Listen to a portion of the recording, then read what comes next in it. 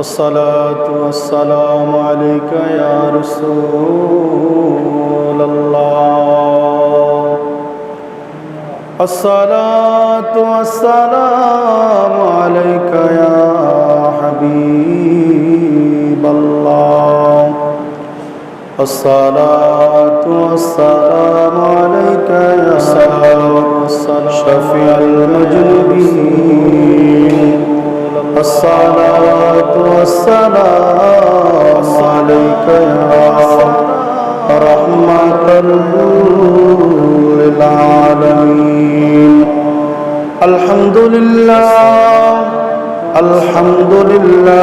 نحمده ونستعينه ونستغفره ونعوذ بالله من شرور أنفسنا ومن سيئات أعمالنا من يهد الله فلا مضل له ومن يضلله فلا هادي له ونشهد أن لا إله إلا الله وأن محمدا عبده ورسوله صلى الله عليه وعلى آله وسلم أرسله بالحق بشيرا ونذيرا وداعيا إلى الله بإذنه وسراجا وقمرا منيرا فقد قال الله تعالى في كلامه المجيد والفرقان الحميد أعوذ بالله من الشيطان الرجيم بسم الله الرحمن الرحيم قل إن كنتم تحبون الله فاتبعوني يحببكم الله ويغفر لكم ذنوبكم والله غفور رحيم صدق الله مولانا العظيم وصدق رسوله النبي الحبيب الكريم في شأن حبيبه ومحبوبه مخبرا وآمرا إن الله وملائكته يصلون على النبي يا أيها الذين آمنوا صلوا عليه وسلموا تسليما اللهم صل على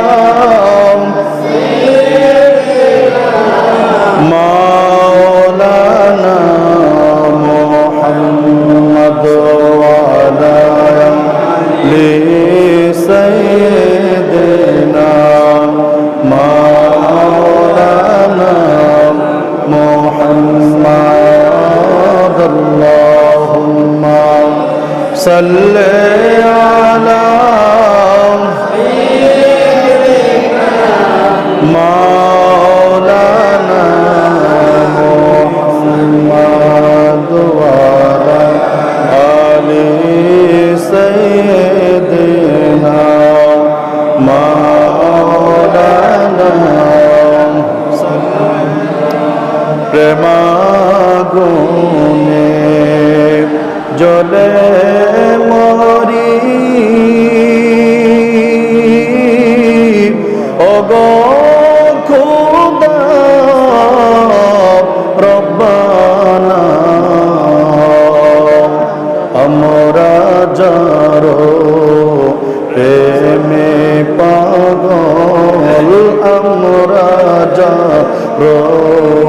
প্রেমে পাগল তিনি সোনার মদিনায় আল্লাহুম্মা সাল্লি আলা মাশাআল্লাহ জোরে মাওলানা মুহাম্মদ ওয়া আলা আলি সাইয়্যিদিনা মাওলানা নবী গো আপনার ভালোবাসায় আল্লাহর দিদার পাওয়া যায় নবী গো আপনার ভালোবাসায় জান্নাতবাসী হওয়া যায় আল্লাহুম্মা সাল্লি আলা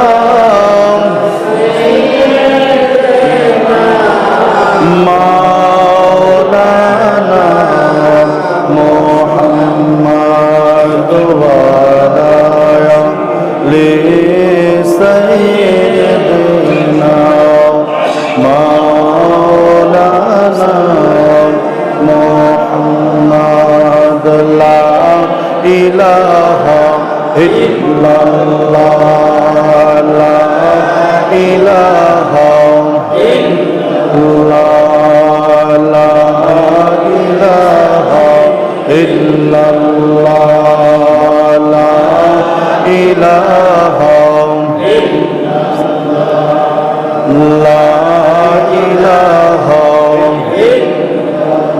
আমার মনের বেদনা বোঝাইলে কেউ বোঝে না আমার মনের বেদনা বোঝাইলে কেউ বোঝে না শোনাইলে কেউ শোনে না শোনাইলে কেউ শোনে না শোনেন শাহে মদিনা লা ইলাহা ইল্লাল্লাহ লা ইলাহা ইল্লাল্লাহ লা ইলাহা ইল্লাল্লাহ লা ইলাহা ইল্লাল্লাহ লা ইলাহা কত সুন্দর মদিনা যার নাই কোনো তুলনা কত সুন্দর মদিনা যার নাই কোনো তুলনা তোমরা বোঝো কেন বোঝো না মুমিন বোঝো কেন বোঝো না ঈমান সোনার মদিনা লা ইলাহা ইল্লাল্লাহ লা ইলাহা ইল্লাল্লাহ লা ইলাহা লা ইলাহা ইল্লাল্লাহু মুহাম্মাদুর রাসূলুল্লাহ সাল্লাল্লাহু আলাইহি ওয়াসাল্লাম। সম্মানিত মুসল্লিয়ান কিরাম, মুরব্বিয়ান আযম, যুবক ভাইরা, আজকে পবিত্র জুমার দিনে আমাদের সকলকে সুস্থ রেখে ভালোবেসে আল্লাহ পাক বড় মায়া করে আমাদেরকে মসজিদে আসার এবং বসার তৌফিক দান করেছেন।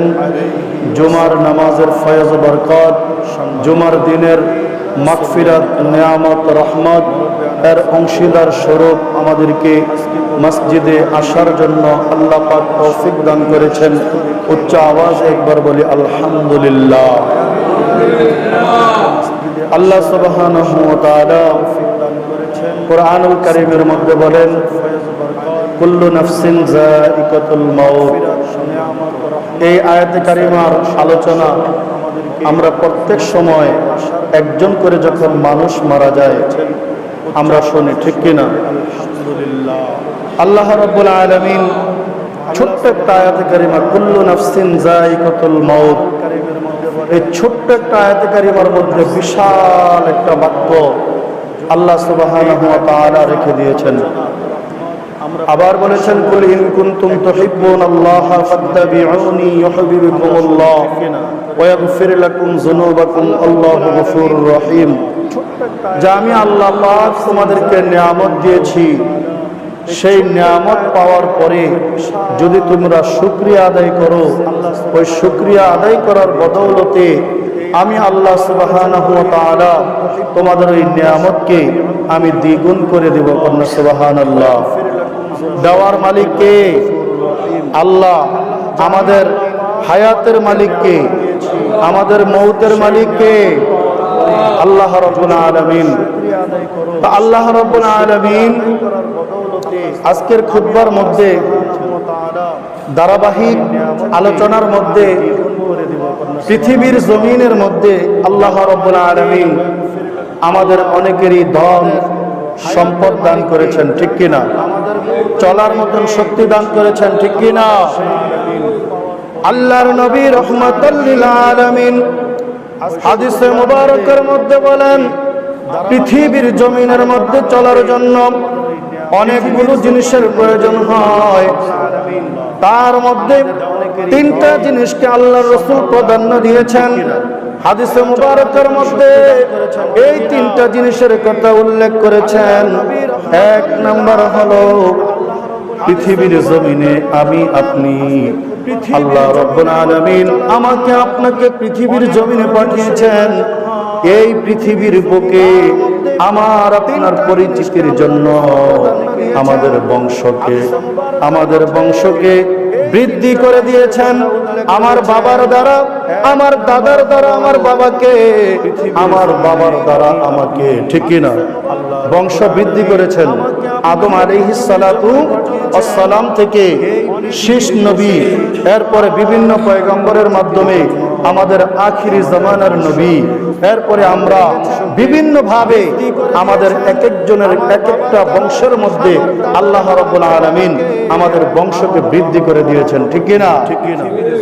আল্লাহ রাব্বুল আলামিন এই বংশ বৃদ্ধির মধ্য দিয়ে পৃথিবীর জমিনে আমাদেরকে প্রেরণ করেছেন। তার মধ্যে একটা হলো এই বংশ বৃদ্ধি আমাদের জন্য একটা কারণ। দ্বিতীয় কারণ হলো পৃথিবীর জমিনে আমরা যখন চলাচল করব, আমরা যখন মানুষের সাথে যখন সমবয়সী হয়ে চলব, ওই সমবয়সী চলার জন্য একজন চেয়ারম্যানের সঙ্গে চলার জন্য চেয়ারম্যান যদি নাও হতে পারেন, অন্তত ওই চেয়ারম্যানের সমতুল্য ধন সম্পদ আপনার থাকা লাগবে, ঠিক কিনা? ধন সম্পদ থাকা লাগবে। আল্লাহ রাসূল বলেন, তিন নাম্বার হলো পৃথিবীর জমিনে ওই মানুষটার জন্য তার নেক আমল এবং ইমানের সাথে যেই নেক আমলটা করেছে, ওই নেক আমলটা সহ পৃথিবীর জমিনে চলার জন্য তার এই তিনটা জিনিসের প্রয়োজন। সুবহানাল্লাহ। আপনি যখন মৃত্যুবরণ করবেন, মৃত্যুবরণ করার পরে আপনার আত্মীয় স্বজন আসবে কিনা? সবাই কথা বলবেন। আমরা যখন আমাদের ময়মুরব্বী যারা মারা যাওয়ার পরে বিভিন্ন জায়গায় খবর দেই, মাইকিং করি, আমাদের আত্মীয় স্বজন একত্রিত হয় কি হয় না? হয়।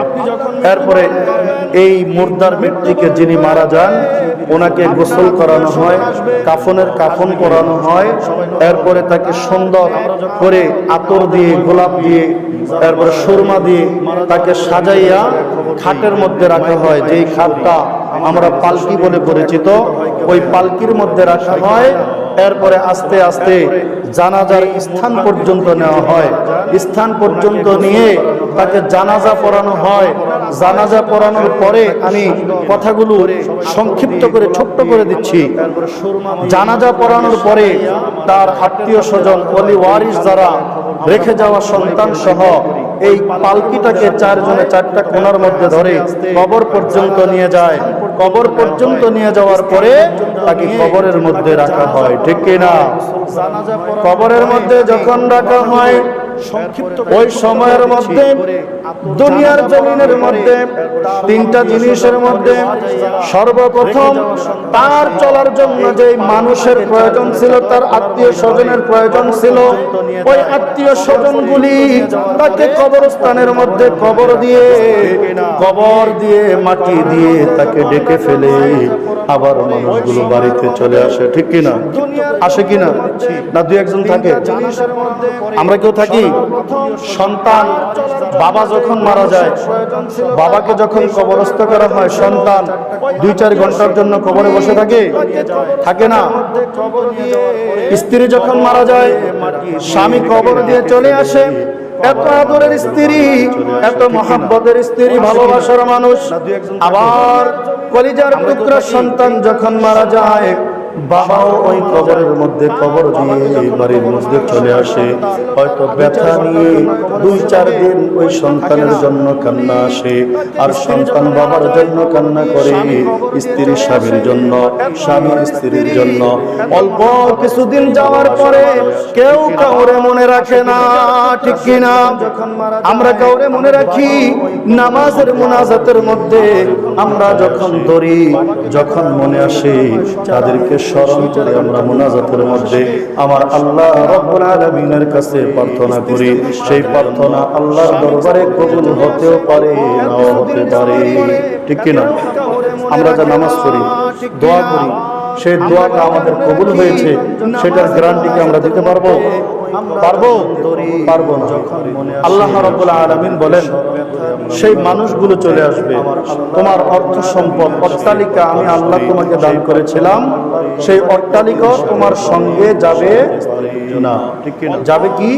পৃথিবীর জমিনে তুমি নেক আমল করেছো, ইমানের সাথে নেক আমল করেছ, এই নেক আমল তুমি যখন মরে যাইবা, কবরে যাইবা, এই নেক আমলটা কবর পর্যন্ত নয়, কবরে তোমার বন্ধু হয়ে থাকবে, হাসরে তোমার বন্ধু হয়ে থাকবে, মিজানে তোমার বন্ধু হয়ে থাকবে, পুলসেরাতে তোমার বন্ধু হয়ে থাকবে। এই আমলটা জান্নাতেও তোমার পাশে পাশে তোমার বন্ধু হয়ে, তোমার মাথার উপরে ছায়া হয়ে থাকবে। কন্যা সুবহানাল্লাহ।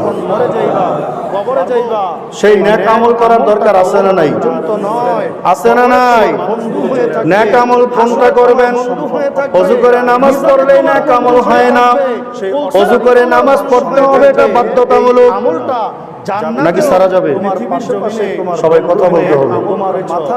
নামাজ হুকুম কার? আল্লাহর। এটাকে ছাড়ার কোনো সুযোগ আছে? আছে সুযোগ? নাই।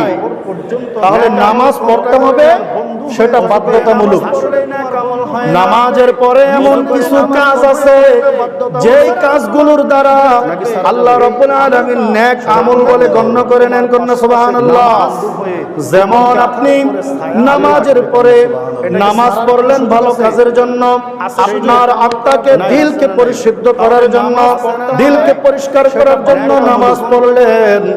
নামাজের পরে আপনি যখন বাইরে হইলেন, আপনি রাস্তার মধ্যে দেখলেন মানুষগুলো বড় পিপাসার্থ, মানুষগুলো বড় পিপাসার্থ, বড় ক্ষুধার্ত। ওই ক্ষুধার্ত মানুষকে খানা দান করা, পিপাসার্থ মানুষকে পানি পান করানো, এটা আপনার নেক আমলের মধ্যে পড়ে যায়। সুবহানাল্লাহ।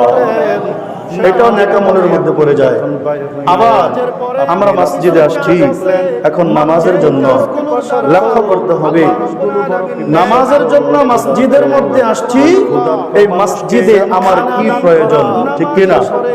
কথা বলতে হবে সবার। আল্লাহ জবান দিয়েছেন কথা বলার জন্য। জবান দিয়েছেন কি জন্য?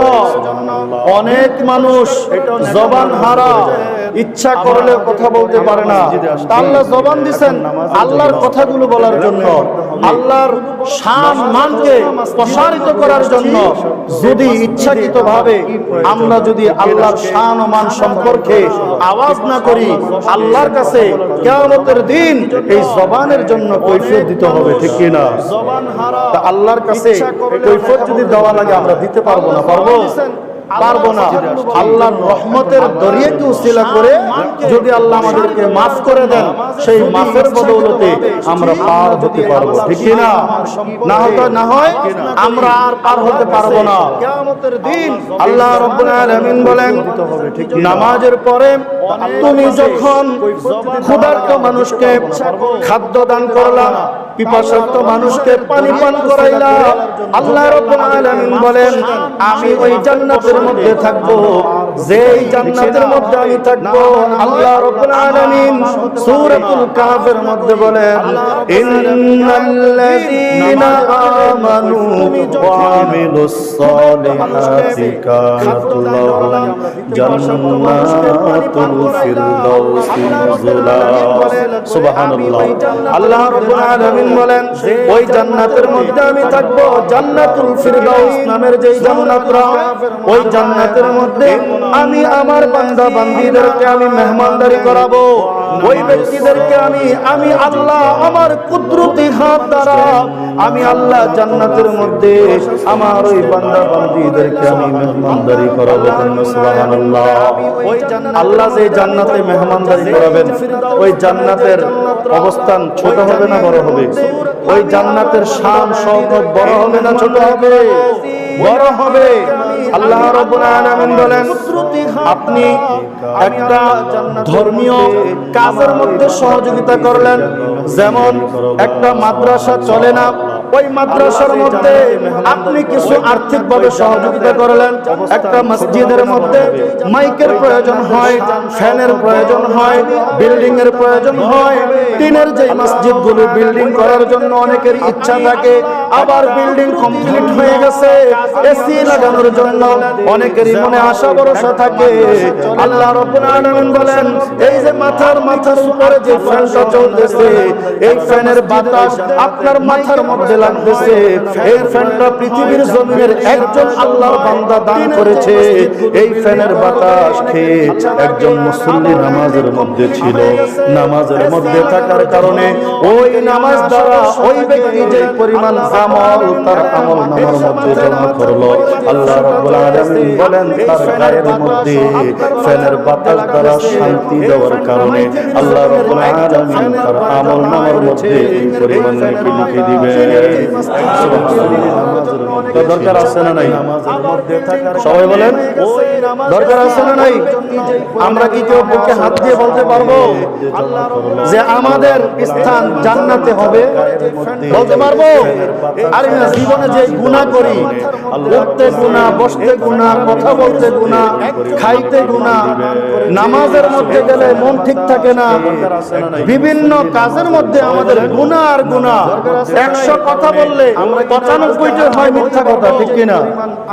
তাহলে এই গুনার কারণে আল্লাহ রাব্বুল আলামিন যদি আমাদেরকে জাহান্নাম দিয়ে দেয়, কথাগুলো বুঝবেন, আল্লাহ রাব্বুল আলামিন যদি আমাদেরকে জাহান্নাম দিয়ে দেয়, আমি মসজিদের মধ্যে 100 টাকা দান করেছি একটা ফ্যান কেনার জন্য, কথাগুলো বুঝবেন, 100 টাকা দান করেছি একটা ফ্যান কেনার জন্য, 30 জনে মিলে 3000 টাকা দিয়ে একটা ফ্যান আমি মাথার উপর ঝুলাই দিছি। এই ফ্যানটা যতদিন পর্যন্ত চলবে, এই ফ্যানের নিচে যতটা মুসল্লি নামাজ আদায় করবে শান্তি স্বরূপভাবে আল্লাহ রাব্বুল আলামিন জান্নাতের মধ্যে তার জন্য শান্তির ব্যবস্থা করে রাখবেন। সুবহানাল্লাহ। জান্নাত আমাদের দরকার আছে না নাই? জান্নাত কার কার দরকার নাই? একটু হাত তুলে দেখান তো। তাহলে আমাদের সবার দরকার নাকি? জান্নাত এত সোজা না, আবার জান্নাত পাইতে এত কঠিন কিছু না। জান্নাতের জন্য আল্লাহ রাব্বুল আলামিনের যে নিদর্শনগুলো, এই নিদর্শনগুলো যদি মানি, নবীজি সাল্লাল্লাহু আলাইহি ওয়াসাল্লামের যে নিদর্শনগুলো, যে আদেশগুলো, ওই আদেশ এবং নিদর্শনগুলো যদি মানতে পারি, আল্লাহ রাব্বুল আলামিন বলেন ইয়াসআলুকান নাসু আনিস সাআ, বান্দা তোমার আমলনামার মধ্যে ছোট্ট ছোট্ট গুনাহ আছে, তোমার আমলনামার মধ্যে কিছু ঝামেলা আছে। আমি আল্লাহ রাব্বুল আলামিন কিয়ামতের দিন আমি আল্লাহ আমার ফেরেশতাদেরকে ডাক দিব, ও আমার ফেরেশতারা, আমার বন্ধুর উম্মতের আমলনামা কোথায়? ফেরেশতারা যখন আমি আল্লাহকে দেখাবে তখন আল্লাহ বলবে, ও আমার ফেরেশতারা, তোমরা ব্যতীত আমার এই বান্দার আমলনামা অন্য কোন ফেরেশতারা দেখেছে কিনা? সুবহানাল্লাহ। আল্লাহ জানেন কিনা ফেরেশতারা অন্য কোন ফেরেশতাদেরকে দেখাইছেন কিনা? এটা আল্লাহ জানেন কিনা? আল্লাহ জানেন, কিন্তু জানার পরেও ফেরেশতাদেরকে জিজ্ঞেস করেন যে তোমার আমার বান্দার আমলনামা তোমরা ফেরেশতারা ছাড়া দুইজন কিরামান কাতিবিন এই আমলনামা তোমরা ছাড়া অন্য কেউ দেখছে কিনা? সুবহানাল্লাহ। আল্লাহ রাব্বুল আলামিন বলেন, ও আমার বান্দাদেরকে, আমার বান্দিরা, তোমরা দুনিয়ার জমিনে নেক আমল করতে থাকবা, ঈমানের সাথে নেক আমল করতে করতে মৃত্যুর পথযাত্রী যখন হয়ে যাইবা, মৃত্যু পর্যন্ত তোমাদের কোলের মধ্যে যখন এসে যাবে, মৃত্যু পর্যন্ত যখন তোমরা মৃত্যুর কোলে ঢলে পড়বা, ওই সময় দুই দল ফেরেশতা মৃত্যুর কালে তোমার সামনে যাবে। একদল হলো আল্লাহর উম্মতি ফেরেশতা, দ্বিতীয় দল হলো আল্লাহর গজবের ফেরেশতা। নাউযুবিল্লাহ। একদল আল্লাহর রহমতের ফেরেশতা, আরেক দল হলো আল্লাহর গজবের ফেরেশতা। এই গজবের ফেরেশতা যখন যাবে তখন গজবের ফেরেশতার দিকে ওই মৃত্যুর পথযাত্রী ব্যক্তি তাকাবে না, কারণ তার ঈমান আছে, নেক আমল আছে। ঈমানের পাওয়ারে, নেক আমলের পাওয়ারে ওই ব্যক্তি রহমতের ফেরেশতার দিকে তাকাবে, তাকাইয়া ওই ব্যক্তির রূহটা এত সুন্দরভাবে বের হয়ে যাবে। আমার আপনার নবী, আল্লাহর নবী রাহমাতাল লিল আলামিন হাদিসে মুবারকের মধ্যে বলেন, ছোট্ট একটা বাচ্চা যখন মায়ের কোলের মধ্যে উঠে মায়ের স্তন থেকে দুধ পান করতে করতে যখন ঘুমিয়ে যায়, আমার ওই বান্দা, ওই বান্দি এত সুন্দর করে মৃত্যুর কোলে ঢলে পড়বে, ওই ব্যক্তির জন্য মৃত্যুটা হবে একটা জান্নাত। সুবহানাল্লাহ। ওই ব্যক্তির রূহটা যখন আরশ আজিমের মধ্যে নিয়ে যাবে, ইল্লিয়িন নামক স্থানের মধ্যে নিয়ে যাবে, আল্লাহর শান আসমানের ফেরেশতারা, আকাশের মধ্যে দুনিয়ার ফেরেশতারা ওই ফেরেশতাদেরকে বলতে থাকবে, আজরাইল আলাইহিস সালাতু ওয়াস সালাম তার সঙ্গীদেরকে বলতে থাকবে, এই রূহটা কার? এত সুন্দর গ্রাম বের হচ্ছে, এই রূহটা বলল, এই রূহটা তো আমার মর্যাদা, এই রূহটা কে? এই ব্যক্তি বড় ভাগ্যবতী। সুবহানাল্লাহ। ওই ব্যক্তি বড় ভাগ্যবতী। ফেরেশতারা আমার দাদার নাম সহকারে, আমাদের বাবার নাম সহকারে আমার রূহটাকে পরিচয় করিয়ে দিবে। ফেরেশতারা বলবে, এই ব্যক্তি বড় ভাগ্যবান। আর এই ব্যক্তি নেক আমল নাই, ঈমান নাই, নেক আমল নাই, ঈমান নাই, কিন্তু ঈমান নাই, নামাজ আছে, ঈমান নাই, নেক আমল আছে। আল্লাহ রাব্বুল আলামিন বলেন, ঈমান ছাড়া নেক আমলের কোনো দাম নাই। সুবহানাল্লাহ। ঈমান নাই তোমার নামাজের দাম নাই, ঈমান নাই তোমার রোজার দাম নাই, ঈমান নাই তোমার হজের দাম নাই, ঈমান নাই তোমার যাকাতের দাম নাই, ঈমান নাই তোমার দাম সদকার দাম নাই, ঈমান নাই তুমি রাত্র ভরে তাহাজ্জুদের নামাজ পড়েছো, ঈমান নাই তুমি নফল নামাজ দিয়ে তোমার জীবনকে ভরপুর করে দিয়েছো। আমার আল্লাহ বলেন, ঈমান ছাড়া তোমার সমস্ত ইবাদতগুলো বরবাদ হয়ে যাবে। ঈমান নাই, ঈমান ছাড়া সমস্ত আমলগুলি বরবাদ হয়ে যাবে। আর তোমার ঈমান আছে, ঈমান আছে, কিন্তু আমল তোমার জাররা পরিমাণ আছে। আমার রাসূল বলেন, তোমার ক্ষণিকের জন্য জাহান্নামের মধ্যে তুমি কিছুক্ষণের জন্য থাকবে, আবার আমি রাসূল তোমাকে সুপারিশ করে করে ওই জাহান্নাম থেকে বের করে আমি রাসূল তোমাকে জান্নাতি বানিয়ে দিব। সুবহানাল্লাহ। ঈমান আছে, আমল কম আছে, কিন্তু এই আমল থাকার, ঈমান থাকার কারণে আমি রাসূল সুপারিশ করে করে তোমাকে জান্নাতি বানিয়ে দেব। সুবহানাল্লাহ। আবার অনেক মানুষ আছেন আমাদের মা নাই, কার কার মা নাই একটু দেখেন আপনারা, ঈমান ছাড়া মা নাই কার কার, মা বাবা কার কার নাই, এটা আছেন সবাই, আমল কম আছে। আল্লাহ দেখুন যে আমাদের মা বাবা পৃথিবীর জমিনে নাই, এই মা বাবা যার নাই, মা বাবা যার নাই, আমাদের মা বাবা পৃথিবীতে যদি বেঁচে থাকতো তাহলে আমরা তাদেরকে খাওয়াইতাম কিনা? সবাই একটু বলেন, খাওয়াইতাম কিনা? অসুস্থ হইলে ডাক্তারের কাছে নিয়ে যাইতাম কিনা? যাইতাম কিনা? একটু হাত তুলে বলেন। মনে হয় যে নিতেন না। ঈমান আছে, অসুস্থ হইলে ডাক্তারের কাছে নিয়ে যাইতাম, মা বাবা জীবিত থাকলে তাদেরকে খাওয়াইতাম। কিন্তু আল্লাহ রাব্বুল আলামিন বলেন, তোমার মা নাই, তোমার বাবা নাই, মায়ের খেদমত করতে পারো নাই, বাবার খেদমত করতে পারো নাই। অনেক সন্তান আছে না, নিয়ে যাইতাম কিনা? মায়ের মা বাবার সাথে দুর্ব্যবহার করে, আছে না নাই? একজন আল্লাহর ওলির ঘটনা, আল্লাহর ওলি বলেছেন, আল্লাহর ওলির ঘটনার মধ্যে আসতেছে, ওই ব্যক্তি নামাজের মধ্যে দাঁড়ায়, অনেক বড় বুজুর্গ ব্যক্তি, ওই বুজুর্গ ব্যক্তি নামাজের মধ্যে দাঁড়িয়ে আছেন। নামাজের মধ্যে দাঁড়ানোর সময় যখন আল্লাহু আকবার বলে তাকবীর তাহরিমা বেঁধে ফেলেছেন, তার মা পিছন থেকে এসে ডাকতেছেন, ও আমার খোকা, তুমি কোথায়? আমার ডাকে তুমি সাড়া দাও। ওই সন্তান মায়ের ডাকে সাড়া দিয়ে নামাজ পড়তে পড়তে সারা দিন সারা রাত কাটিয়ে দিত। ওই সন্তান মায়ের মনে কষ্ট দিয়ে সারাটা দিন সারাটা তাহরিমা বেঁধে ফেলেছেন। কিন্তু মায়ের ডাকে সাড়া না দেওয়ার কারণে একদিন, দুই দিন, 5 দিন, অনেক দিন পর যখন ডাকে তুমি সাড়া দাও, ওই মা মৃত্যুবরণ করার পরে ওই ব্যক্তির নামাজি আল্লাহ রাব্বুল আলামিন নামাজের শান্তির মধ্যে যাওয়ার পরে বলে দিল, ও আমার বান্দা, তুমি কেন নামাজ পড়ো? তুমি যত নামাজ পড়ো না কেন, মায়ের মনে কষ্ট দেওয়ার কারণে তোমার নামাজ একদিন, 2 দিন, 5 দিন, অনেক দিন পৌঁছায় না। সুবহানাল্লাহ বলেছেন কে? তুমি আল্লাহ কোরআনের মধ্যে বলেন,